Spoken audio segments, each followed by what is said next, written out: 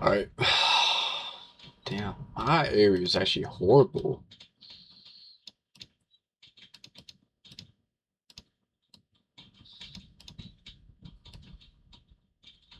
Let me actually tell you guys why it's actually horrible. Damn, it's actually horrible. Like you can tell right here, this is my left side. So when I was wrestling, I was a really good wrestler, man. My junior year, fuck. What happened was it was this really tough opponent. Fuck. And they always had head hands defense, which like defense was my go-to, bro. I never really was on offense. I'd always rely on my sprawls, all of that, my front headlocks. Fuck, bro. Like now this is a very bad issue I live with daily. It fucks up my eye area so much. You could tell. You could tell that like there's a big hump here, but it was like a bunch of like headbutts and hand fighting, all of that. So now this has a bump on it. This one doesn't because of the bone bruise, whatnot. I don't even know. I gotta look. I gotta bone smash more. Fuck. Fuck. Okay, what are we gonna go over today?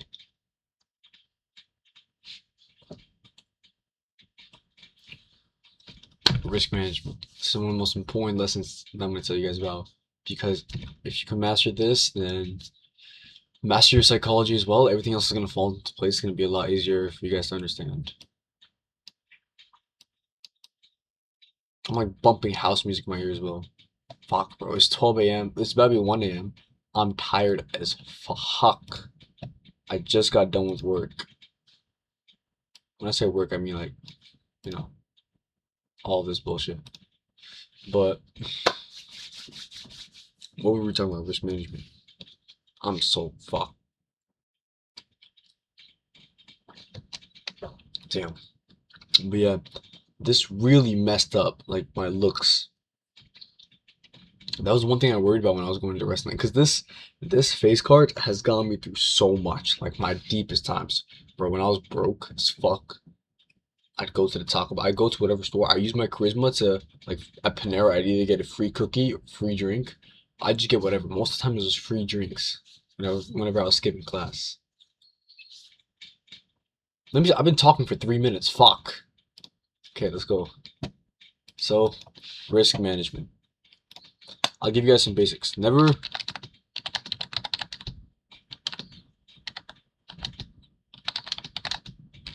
As you're starting, here. When you're starting, I'll just say this. When you hit this open close position, you'll get fed with this. When you go along, it says risk to reward ratio is 1. So let's say you enter here, right? Boom, your risk to reward ratio is 1. This means you can either, if you enter at a certain price, you can either win, like let's say you take profits at $800. You can either win $800 or you can lose $800. This is basic math. Everyone should know this. However, I'll always say, since you're starting, always aim for a 1.5 risk to reward ratio. You never want to lose more than you can make. Right? That should be obvious. Always have your risk to reward to 1.5. Or if not that, me personally, I'll always aim for.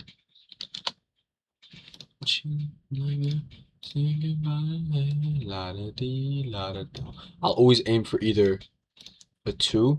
Let me try to make this even. So that's 1.5. This is 2. And this is, I think it's a 2.5, isn't it? But this is what I always aim for, because, you know, intermediate.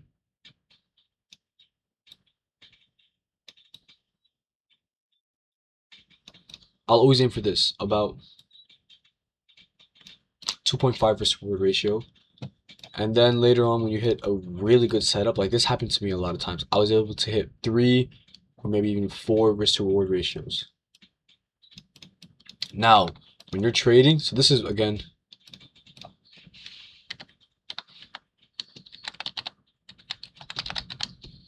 she's on this. What's the song? My mans are going to get rid of some more Red Bulls so we can do more work, right? All-nighter, just to get this work done. Fuck. What am I no excuse. I just want you to use me. Take me and abuse me. I got no time to lose. Do anything you want me to. Money talks. Money talks. Okay.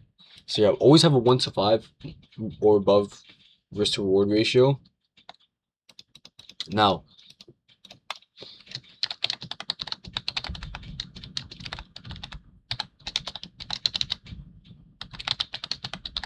everyone asks me, how do I always deal with my emotions whenever I enter a trade? How do I not want to stop? Like, let's say a lot of traders, this is what happens to them, right? They enter along.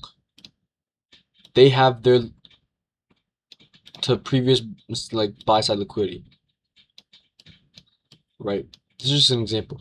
They see the market come up, like right here. It goes down, it comes up. And then as it comes up, they see they'll often close price early around here, right? Or they'll say, "Oh, well, let me wait until price comes up here." Once it comes here, they stop. When in reality, they could have really hit their full take profit. The way how I stop this is literally what I do. When I enter a trade, I do one thing. One, I stare at the charts. Two, I take my left hand, I take my right hand, and I stick them up my ass until my trade either hits take profit or stop loss. You do not, I mean, there's always different outcomes, right? So when you enter a trade,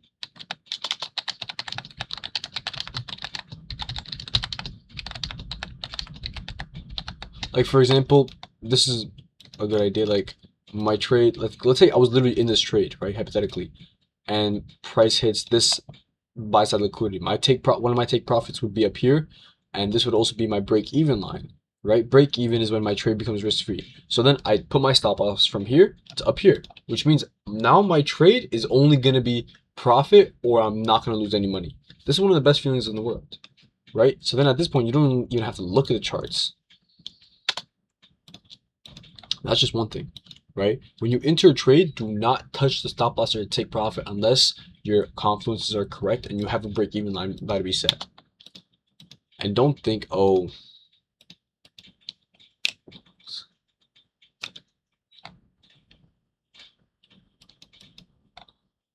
don't be like, oh, you know, I'm just gonna wait until price hits this certain point, that certain point, then I'll hit take profit, then I'll stop. No, that's not good. Psychology's fucked. For your risk management, only aim for a 1.5 or above risk to reward ratio. Once you do that, you're most likely going to win more than you lose, which is going to be a lot easier on your behalf. You never, for the love of God, if you have a trade right here and you see price start to fall down, and let's say your sell side liquidity was right here, right? You entered horrible timing. Let's say your sell side liquidity was right here, right? And price is about to hit your stop loss. Do not ever do this. Oh, price is about to hit my stop loss. Oh, let me go down. Let me go down. Oh no. And then you're gonna lose more. Do not be one of those people who enter a trade and say, oh, it's gonna, like, you remove your stop loss completely and you're gonna be like, oh, it's gonna go up anyways. I just gotta wait. No, it's just stupid, bro. You're literally gonna lose so much money. Like, let's say you entered right here. Right? I'm doing this with, fuck. Let's say, okay, I have to do this. Fuck. Whatever, like do not try to increase your stop loss because you know the trade's gonna go up. What I usually do, right? Let's say I enter right here, and my take profit. Really, oh god, I'm too tired. Fuck. Let's say I enter right here. Right here would be suitable. My take profit would be at previous areas of liquidity. Holy fuck, this went on for such a long time. Right? I'll have my stop loss right about here, towards previous sell side liquidity, like I told you guys before. Stop loss goes to previous sell side liquidity. Take profit's gonna go to previous buy side liquidity. This one specifically, right? So what I usually, because this happened to me multiple times, and you really want to avoid this. Besides putting it down here, you kind of want to maybe put it a few ticks below, right? So let's say I'm aiming, like this is my sell side liquidity. I'll put it maybe a few ticks below, because you never know. This happened to me multiple times, where price literally out of nowhere comes down, fucks my stop loss, and shoots up in my take profit. It's one of the worst feelings ever. So you're really gonna want to avoid that. Put your stop loss a few ticks down. Fuck off, Siri. Risk management is literally stick your hands up your ass, wait until price either hits your take profit or stop loss. And otherwise, you're gonna be losing so much more money. You're gonna blow your funded accounts, which are gonna be the worst feelings ever. Do not trade emotionally. Jesus Christ, house music is so good. Like you see right here, I have a horrible bump. God, my eye area is so uneven now. Fuck. My goatee does look trim though. For someone my age, my facial hair is coming in pretty nice. I do have to shave like every day. It's gonna grow horribly though.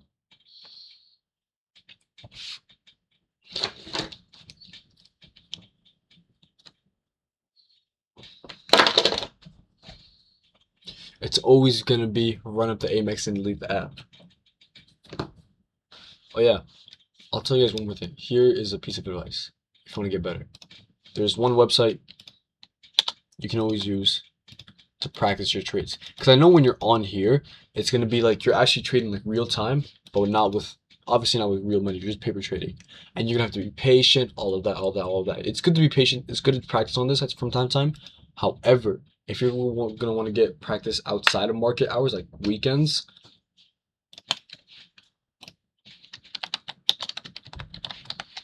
literally hop on FX replay.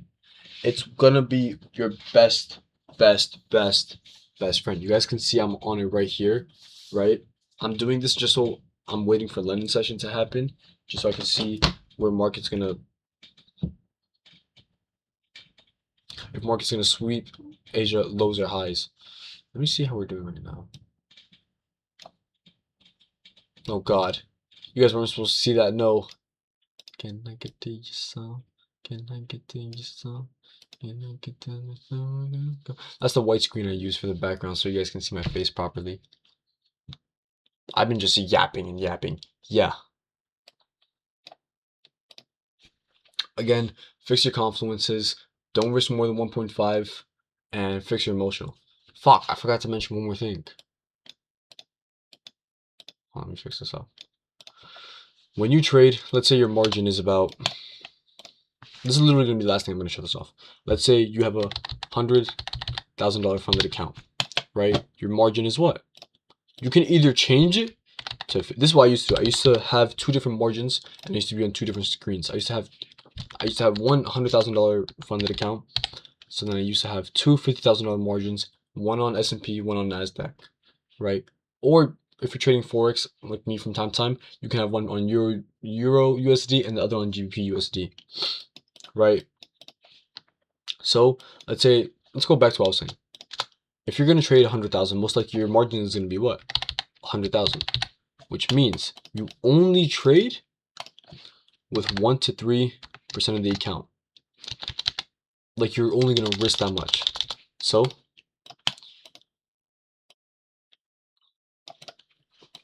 2% win ratio. My account's what? 100,000? That's 1 million. I'm so tired. Holy fuck. That's 100,000, right? That means my risk should only be about 1,000 to 3,000. I think that's usually no. Do not ever risk more than 2,000. In my personal opinion, I do 1 to 2. Most people say 1 to 3. I do 1 to 2. Do not risk more than about 2,000. If you're going to trade on $100,000 account, it says this is a 1 to 2 ratio. Your take profit is either going to be 2,000 or 4,000. Right? Only have 1 to 3 trades a day. Me personally, I limit myself to 1 win and 1 loss a day. My first trade is what? Break even. Then next trade to win, loss, get off the charts. And there was a few times where I literally had my best, I would say my best day, not trading money wise, but my best like winning. I don't know how to put it in words. My best winning day. I don't mean revenue. I just mean my best trades. I won about 3 trades back to back to back in one day. Like for this week, what? Thursday, I traded on the 27th, 28th, 29th. That's 3 days. I traded Tuesday, Wednesday, Thursday morning. So yeah, 3 days back to back to back. I have been on a phenomenal streak after I came back from Dubai. I'm gonna go back. Fuck. But yeah, this is surprisingly the longest video. I've just been yapping. Go out there, kick some ass, fix your risk management, win. No one else is gonna believe in you but you. So why not prove them all wrong? Go out there, hop on the charts, win. I can't wait for this. You guys really should be excited, right? Every day you should wake up, be like, yes, I can't wait to win. I can't wait to. No, no, no, not on the trading wise. I'm talking about life. Wake up every day, happy, smile. But when you get on the charts, make sure you're bored and emotionless. Let's kick some ass.